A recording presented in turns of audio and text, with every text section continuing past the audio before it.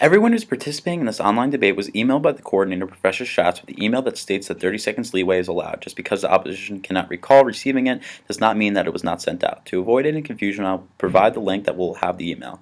Once again, the opposition uses the argument that the proposition does not use a clear time frame without responding to the argument made by the proposition that the opposition does not provide a time frame either.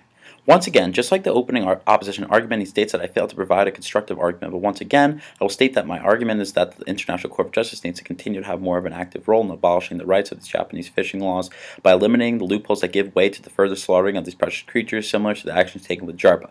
Next, he also states that I failed to provide information regarding the decision of the ICC and the banning of whale hunting laws in Japan. The opposition states that Japan has failed to respond to these regulations. Once again, this is simply not the case. As I stated earlier, the United Nations was responsible for ending whale hunts and enforcing the international regulations since 1988, and the United Nations obviously still has control over environmental reform.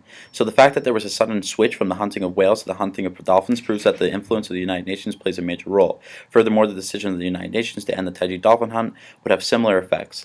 The opposition states that my plan has no solvency due to the fact that 3 of the 5 members of the Security Council of the United Nations are allies with Japan, and due to the land acquisition agreements between China and the United States. The opposition fails to provide any citations regarding this information. I'm not able to research the viability of this information, and for this reason it should be thrown away. Next, the opposition states that I do not respond to the so-called hypocrisy in his drug dealer, drug taker argument. However, as I pointed out earlier, his argument is just as hypocritical because the people who choose to halt the importation of dolphins, these so-called drug dealers, are the same people who are taking advantage of these importations, the drug takers. If my method were hypocritical, which it is not, then the opposition's argument would have to be hypocritical too. The opposition states that we should clean up our house before cleaning up other countries. However, the end to the Taiji dolphin hunt would cut out the temptation altogether, or cut out the viability to the so-called availability to the so-called drug, and set a standard that the United Nations will continue to set these regulations halting other sources of live dolphins. The opposition fails to tackle this issue of mercury poisoning brought up in my previous argument, which then should go conceded.